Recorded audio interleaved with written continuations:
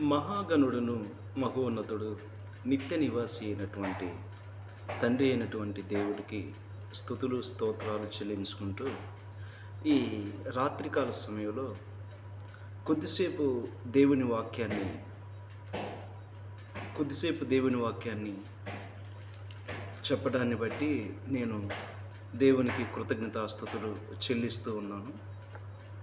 ఈ రాత్రికాల సమయంలో కొద్దిసేపు దేవుని వాక్యాన్ని మనం జ్ఞాపకం చేసుకుందామండి. ఈ రాత్రి దేవుని వాక్యాన్ని వింటూ ఉన్నటువంటి ప్రతి ఒక్కరికి కూడాను మన ప్రభువును ప్రియరక్షకుడైనటువంటి యేసు ప్రభు వారి నామంలో మీ అందరికీ కూడా వందనాలు తెలియజేస్తూ ఉన్నాను. అందరికీ వందనాలు. ఈ రాత్రి నాకు ఉన్నటువంటి కొద్ది సమయంలో దేవుని వాక్యాన్ని చెప్పాలని ఆలోచన కలిగి ఉన్నాను. కేవలము ఈ వాక్యము దూర ప్రాంతాల్లో ఉన్నటువంటి బంధువులు, స్నేహితులు, అలాగే సంఘస్థులు దేవుని వాక్యాన్ని వింటారనే ఆలోచనతో ఈ వాక్యాన్ని చెప్పడము జరుగుతూ ఉన్నది. తరచుగా నేను ఎక్కువసార్లు వాళ్ళ దగ్గరకు వెళ్ళలేకపోయినా ఈ రీతిగా అయినా వాక్య పరిచర్య చేయటం ద్వారా వాక్యం వింటారనే ఆలోచనతో దేవుడు నాకు ఇచ్చినటువంటి సమయంలో వారికి ఈ వాక్యాన్ని వివరించడానికి సిద్ధపడుచు ఉన్నాను. మీరందరూ కూడా వాక్యాన్ని వింటూ ఉన్నారని, చూస్తూ ఉన్నారని, గ్రహిస్తూ ఉన్నారని, దేవుణ్ణి మహింపరుస్తూ ఉన్నారని నేను విశ్వసిస్తూ ఉన్నాను. కొద్దిసేపు దేవుని వాక్యాన్ని మనం జ్ఞాపకం చేసుకుందండి. ఈ రాత్రికాల సమయంలో దేవునిని సేవించుట అనే పాఠాన్ని నేను చెప్పబోచు ఉన్నాను. దేవుణ్ణి సేవించుట అనే పాఠాన్ని నేను చెప్పబోచు ఉన్నాను. రోమాపత్రిక 12వ అధ్యాయము, అపోస్తలుడైన పౌలు రోమీయులకు రాసిన పత్రిక 12వ అధ్యాయము 11వ వచనంలో దేవుని వాక్యము ఈ విధముగా సెలవిస్తుంది. ఆసక్తి విషయములో మాంద్యులు కాక ఆత్మయందు తీవ్రత గలవారై ప్రభువుని సేవించుడి. ఆసక్తి విషయంలో మాంద్యులు కావద్దు, బద్ధకస్తులం కావద్దు, సోమరులము కావద్దు. ఆసక్తి విషయంలో మాంద్యులు కాక మరి ఏం కావాలి? ఆత్మయందు తీవ్రత గలవారై ప్రభువుని సేవించుడి. అంటే ప్రభువుని సేవించేటటువంటి విషయంలో తీవ్రత కావాలి, ఉత్సాహం కావాలి, సంతోషం కావాలి. ఇష్టముతో ప్రభువుని మనం సేవించాలి. ప్రార్థించే విషయంలోనైనా, కీర్తన పాడే విషయంలోనైనా, వాక్య పరిచర్య చేసే విషయంలోనైనా, ఆత్మ సంబంధమైనటువంటి ప్రతి విషయంలో కూడా మనము తీవ్రత గలవారి ప్రభువుని సేవించాలని అపోస్తలుడైనటువంటి పౌలు కొరింథీ సంఘాన్ని పురికొల్పుచూ ఉన్నట్టుగా పరిశుద్ధ గ్రంథంలో మనం చూస్తూ ఉన్నాం. అయితే మరొక విషయాన్ని కూడా మనము జాగ్రత్తగా గమనించినట్లయితే దేవుని వాక్యంలో నుంచి లోకసువార్త 16వ అధ్యాయము, లోకసువార్త 16వ అధ్యాయంలో కూడా దేవుని వాక్యము ఈ రీతిగా మనకు తెలియజేస్తూ ఉంది. లోకసువార్త 16వ అధ్యాయము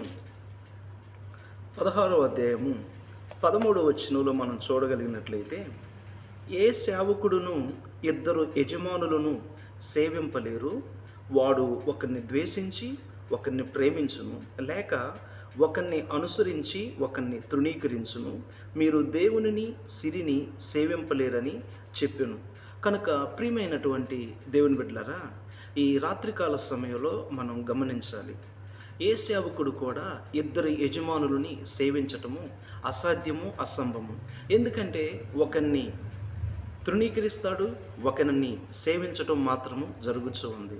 ఈ రాత్రి మనందరం కూడా జ్ఞాపకం చేసుకోవాల్సిన ఒక విషయం ఏంటంటే, మనము పరిస్థితులు ఎన్నైనప్పటికీ కూడా ప్రభువుని సేవించేవారుగా, ప్రభువుని వెంబడించేవారముగా, ప్రభువు మాటలు గైకొనేవారముగా మనం ఉండాలి.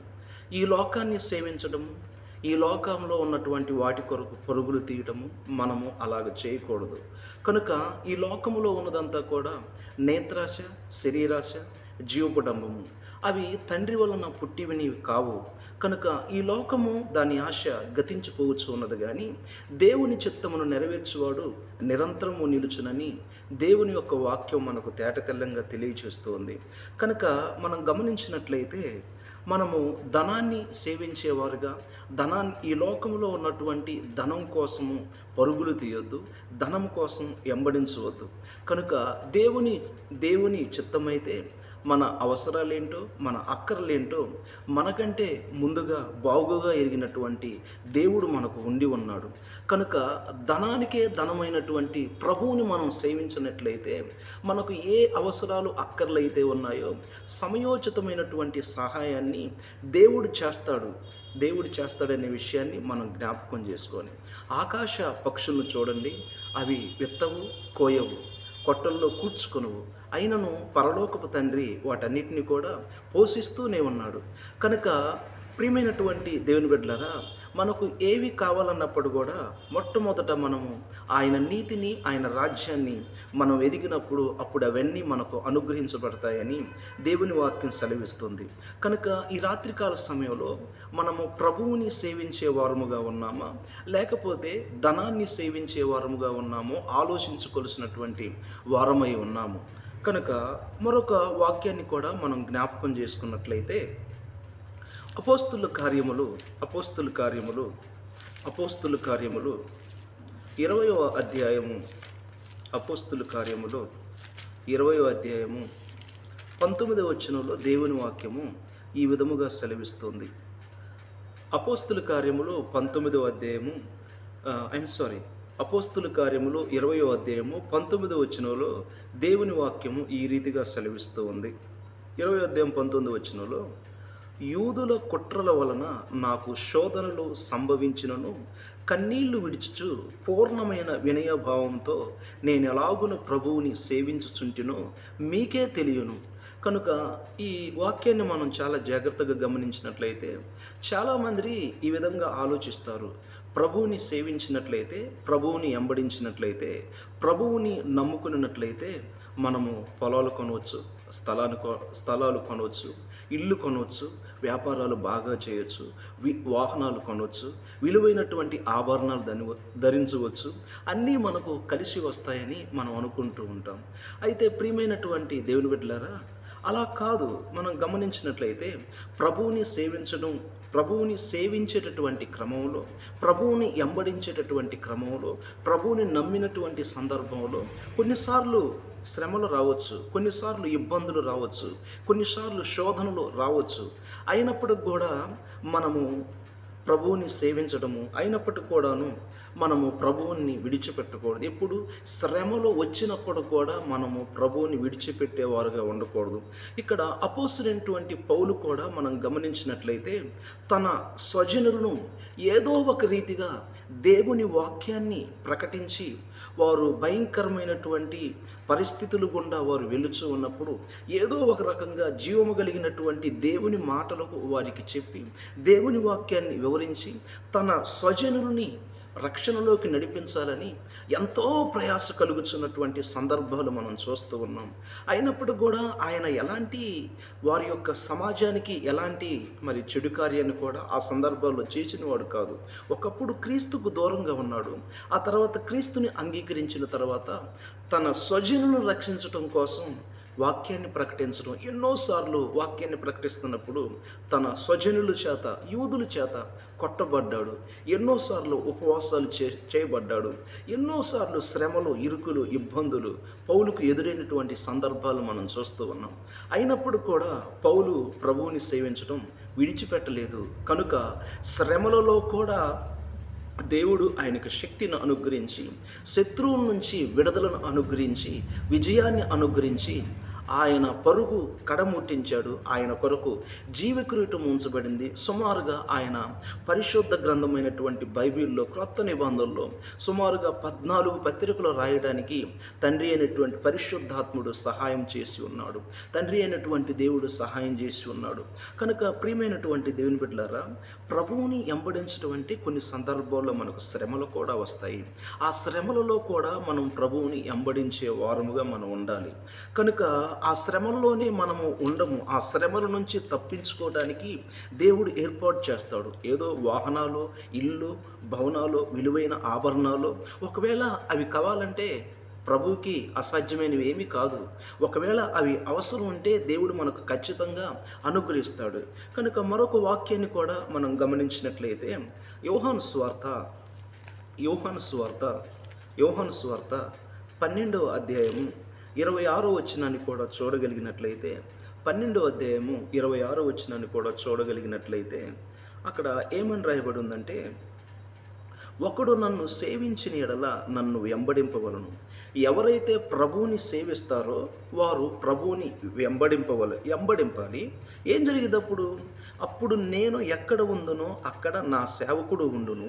ఒకడు నన్ను సేవించిన ఎడల నా తండ్రి అతన్ని గనపరచును. అంటే దేవుని వాక్యం సెలవిస్తూ ఉంది, ఈ భూమి మీద మన బ్రతుకు దినములన్నీ కూడా మనం దేవుని వాక్యాన్ని ప్రకటించడానికి అనేక కొత్త స్థలాల్లోకి, అనేక మనకు తెలియనటువంటి ప్రజల యొద్దకు, తెలియనటువంటి గ్రామాల యొద్దకు, తెలియనటువంటి సంఘాల యొద్దకు మనం వెళ్ళి దేవుని వాక్యాన్ని మనం ప్రకటిస్తాము. కనుక ఎక్కడైతే ఇద్దరు ముగ్గురు ఏకీభవించి ఆయన పేరిట కూడుకుంటారో వారి మధ్య దేవుడు ఉంటాడు, తండ్రి అయిన దేవుడు ఉంటాడు, ప్రభు అయిన యేసుక్రీస్తు ఉంటాడు, పరిశుద్ధాత్ముడు కూడా వారి మధ్య ఉంటాడు. కనుక ప్రియమైన దేవుని బిడ్డలారా, అక్కడ మనం గమనించినట్లయితే ఒకడు నన్ను సేవించిన ఎడల నన్ను వెంబడింపవలను. అప్పుడు నేను ఎక్కడ ఉందునో అక్కడ నా సేవకుడు ఉండును. అంటే మనం ఉన్న సమయంలో కూడా మనతో పాటు ప్రభువు కూడా మనకు సహకారుడుగా ఉంటాడు. అలా గమనించినట్టు దేవుని వాక్యంలో అక్కడ ప్రభువు మనతో ఉండటం మాత్రమే కాకుండా అప్పుడు నేను ఎక్కడ ఉందునో అక్కడ నా సేవకుడిని గణపరుస్తాను. అంటే తన వాక్యాన్ని ప్రకటించేవారు తన బిడ్డలను తండ్రి అయినటువంటి దేవుడు మనం గమనించినట్లయితే యేసుక్రీస్తు వారి ద్వారా తండ్రి అయినటువంటి దేవుడు గణపరుస్తాడు అనే విషయాన్ని మనం ఎప్పుడూ కూడా మనం మర్చిపోవద్దు. కనుక ఈ రాత్రి మనం నిజంగా ప్రభువుని సేవించేవారముగా ఉన్నామా, దేవుణ్ణి సేవించేవారముగా ఉన్నామో లేదో గమనించవలసినటువంటి అవసరం మనకు ఎంతైనా ఉన్నదని దేవుని యొక్క వాక్యం మనకు తేటతెల్లంగా తెలియజేస్తుంది. మరొక వాక్యాన్ని కూడా మనం గమనించినట్లయితే నిర్గమాకాండము 23వ అధ్యాయము 23వ అధ్యాయంలో దేవుని వాక్యము ఈ రీతిగా మనకు సెలవిస్తూ ఉంది. నిర్గమాకాండము 23వ అధ్యాయము 25వ వచనంలో, నీ దేవుడైన యెహోవాని సేవింపవలను. అప్పుడు ఆయన నీ ఆహారమును నీ పానమును దీవించును. నేను నీ మధ్య నుండి రోగము తొలగించుదును. కనుక ప్రియమైన దేవుని బిడ్డలారా, ఆనాడు తండ్రి అయినటువంటి దేవుడు తన ప్రజలైనటువంటి ఇశ్రాయేలీయులతో చెప్పుచున్నటువంటి విషయాలను మనం చూస్తూ ఉన్నాం. నీ దేవుడైన యెహోవాని సేవింపవలను. అప్పుడు ఆయన నీ ఆహారమును నీ పానమును దీవించును. నేను నీ మధ్య నుండి రోగమును తొలగించునని దేవుని వాక్యం సెలవిస్తూ ఉంది. కనుక ఈనాడు కూడా తండ్రి అయినటువంటి దేవుడు ఎవరిస్తున్నారు? మనం తింటూ ఉన్నటువంటి ఆహారం దేవుడు మనకు అనుగ్రహిస్తూ ఉన్నాడు. మనం కట్టుకున్నటువంటి వస్త్రాలు, మనం చేస్తున్నటువంటి ప్రతి ఈ భూమి మీద మనం ఏ మంచి ఈవులనైతే అనుభవిస్తూ ఉన్నామో, మనం పొందుకుంటూ ఉన్నామో అవన్నీ కూడా దేవుడే ఇస్తున్నాడనే విషయాన్ని ఎప్పుడూ కూడా మనం మర్చిపోవద్దు. ఆయన మన ఆహారాన్ని ఆశీర్వదించకపోతే మనము కరువుకి గురవుతాము. ఆయన మన పానీయమును దీవించకపోతే అవి అపవిత్రమైపోతాయి. కనుక ప్రియమైనటువంటి దేవుని బిడ్డలారా, ఈనాడు ఈ వైభవం మనం విలువైనటువంటి ఆభరణాలు ధరిస్తూ ఉన్నాం, విలువైనటువంటి వస్త్రాలు వేసుకుంటూ ఉన్నాం, మంచి మంచి గృహాలు మనం కలిగి ఉంటూ ఉన్నాం, మంచి మంచి వాహనాలు మనం కలిగి ఉంటూ ఉన్నాం.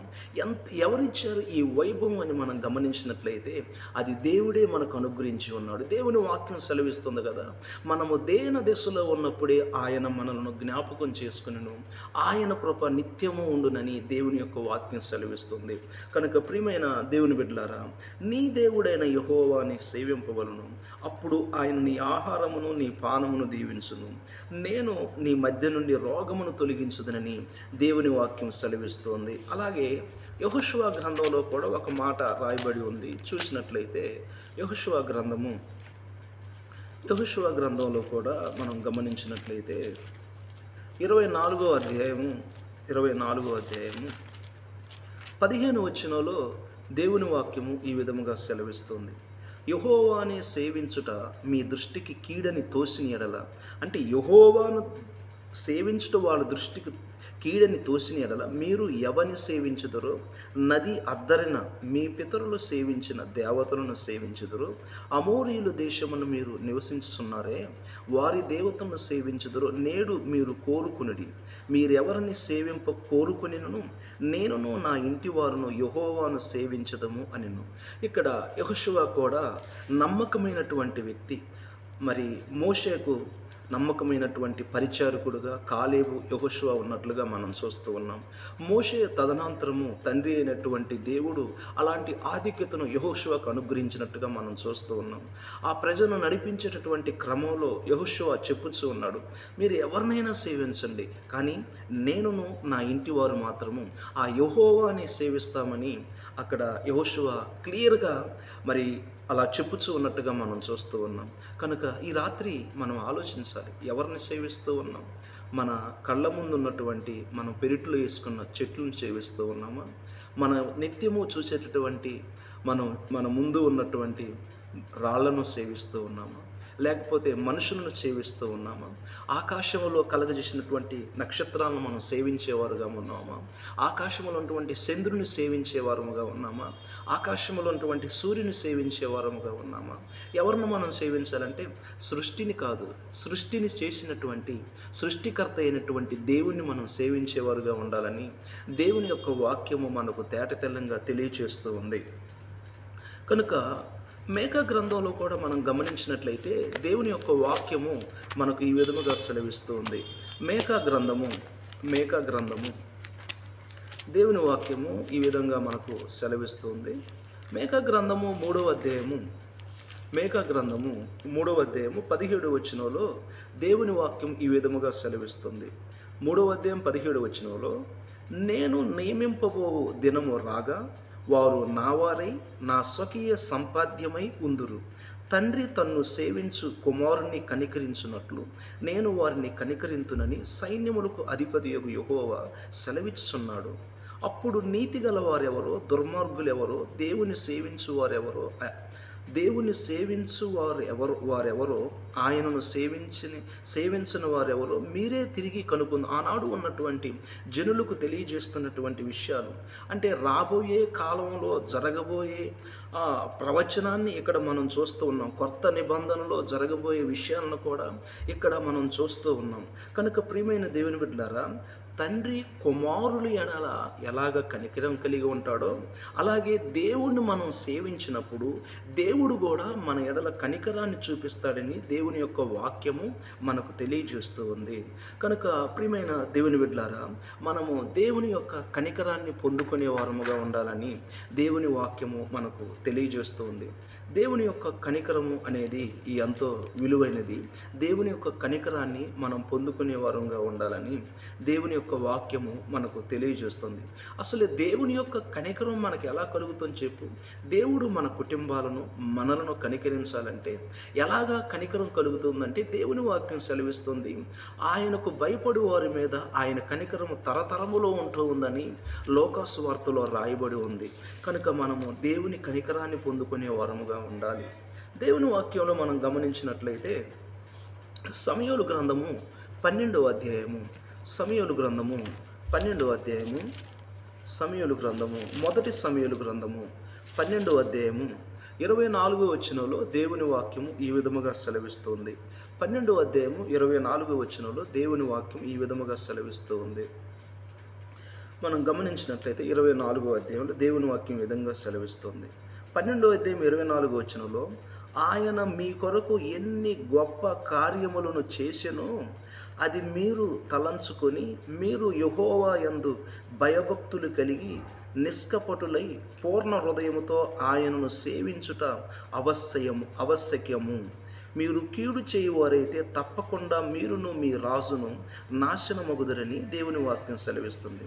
అంటే ప్రియమైనటువంటి దేవుని బిడ్డలారా, దేవుడు మన కొరకు జరిగించినటువంటి గొప్ప కార్యాలను బట్టి దేవుని మనం సేవించేవారుగా ఉండాలి. నిజముగా మనం గమనించినట్లయితే మనం దేవుణ్ణి విడిచిపెట్టినటువంటి క్షణాలే ఎక్కువ ఉంటాయి. దేవునికి దూరమైనటువంటి సందర్భాలే ఎక్కువ ఉంటాయి. దేవుని మాటకు వినని సందర్భాలే ఎక్కువ ఉంటాయి. అయినప్పుడు కూడా దేవుడు మన మీద, మన కుటుంబాల మీద తన విశేషమైనటువంటి కనికరాన్ని చూపించి ఉన్నాడు. నిజముగా ఈ 2025 సంవత్సరంలో గతించినటువంటి 8 నెలలు కూడా భయంకరమైనటువంటి వర్షాలు, భయంకరమైనటువంటి తుఫానులు కూడా వచ్చి ఉన్నాయి. అయినప్పుడు కూడా కొన్ని ప్రాంతాలు జలమయమైపోయాయి. ఎంతోమంది చనిపోయినటువంటి పరిస్థితులు మనం చూస్తూ ఉన్నాం. కనుక మనం ఈ రీతిగా ఇలాగ క్షేమముగా ఉండామంటే దేవుని యొక్క కనికరము, దేవుని యొక్క కృప అనేది మన మీద ఉండి ఉన్నది.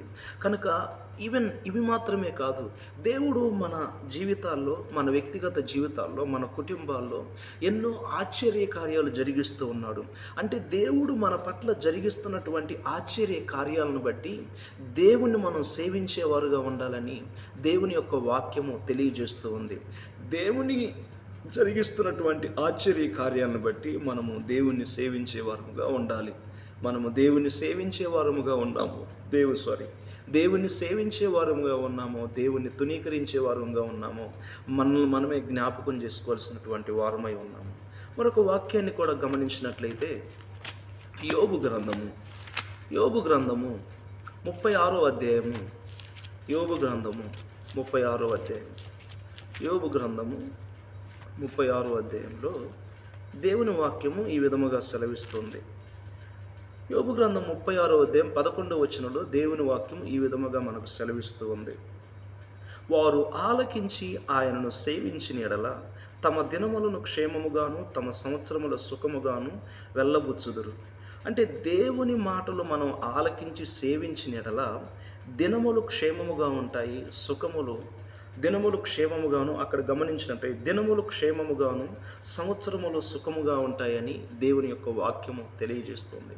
కనుక ప్రియమైనటువంటి దేవుని బిడ్డలారా, గతించిపోవచ్చున్నటువంటి నిమిషాలు, గంటలు, సెకండ్లు, రోజులు, సంవత్సరాలు దాటి మనం వస్తూ ఉన్నామంటే నిజంగా భయంకరమైనటువంటి పరిస్థితులను మనం చూస్తూ ఉన్నాం. కనుక ప్రతిరోజు ఏం జరుగుతుందో, ఎలాంటి భయంకరమైనటువంటి వార్తల్లో టీవీ ఛానళ్ళ ద్వారా, మనం మొబైల్లో న్యూస్ ద్వారా మనం వింటూనే ఉన్నాం. కనుక ప్రియమైనటువంటి దేవుని బిడ్డలారా, మన దినములు క్షేమముగాను, మన సంవత్సరముల సుఖముగాను జీవించాలంటే దినాలను నియమించినటువంటి దేవుడు, సంవత్సరాలను నియమించినటువంటి దేవుడు, సృష్టిని నడిపిస్తున్నటువంటి దేవునిని మనం సేవించేవారముగా ఉండాలి. దేవునిని మనం వెంబడించేవారంగా ఉండాలి. దేవుని మాట మనం వినేవారముగా ఉండాలి. కనుక ప్రియమైనటువంటి దేవుని బిడ్డలారా, ఈ భయంకరమైనటువంటి దుర్దినముల్లో, ఈ భయంకరమైనటువంటి పరిస్థితుల్లో దేవుని యొక్క భయము లేకుండా, దేవునికి లోబడకుండా, దేవుణ్ణి విడిచిపెడుతూ ఈ లోకంలో జీవిస్తూ, ఈ లోక భోగాల వైపు తిరుగుతూ జీవిస్తున్నటువంటి పరిస్థితులు అనేకులను మనం చూస్తూ ఉన్నాం. కనుక ప్రియమైనటువంటి దేవుని బిడ్డలారా, అలాంటి సమయంలో దినములు భయంకరంగా ఉంటూ ఉన్నాయి, సంవత్సరాలు భయంకరంగా దుర్దినాలుగా మారిపోతూ ఉన్నాయి. అలాంటి పరిస్థితులు మనం చూడకుండా మనము, మన పిల్లలము, సంఘములు, దేశాలు, ప్రాంతాలు క్షేమముగా ఉండాలి అంటే మనము దినములను నియమించినటువంటి దేవుడు, సంవత్సరాలను ఏర్పాటు చేసినటువంటి దేవుడు, సృష్టిని నడిపిస్తున్నటువంటి ఆ దేవుణ్ణి మనం సేవించినట్లయితే మన దినములు క్షేమముగాను, సంవత్సరములు సుఖముగాను ఉంటాయని దేవుని యొక్క వాక్యము మనకు తేటతెల్లంగా తెలియజేస్తుంది. కనుక ప్రియమైనటువంటి దేవుని బిడ్డలారా, ఈ రాత్రికాల సమయంలో నాకు ఉన్నటువంటి కొద్ది సమయంలో కొంతసేపు ఈ వాక్యాన్ని సిద్ధపడి మీ ఎదుట ప్రకటించడం జరిగింది. ఈ వాక్యము చేత నన్ను నేను హెచ్చరించుకుంటూ, మిమ్మల్ని వాక్యం చేత హెచ్చరిస్తూ, వాక్యం విన్న మిమ్మల్ని అందరిని కూడా దేవుడు దీవించాలని మీ అందరికీ వందనాలు తెలియజేసుకుంటూ ఈ సమయాన్ని ముగిస్తూ ఉన్నాను.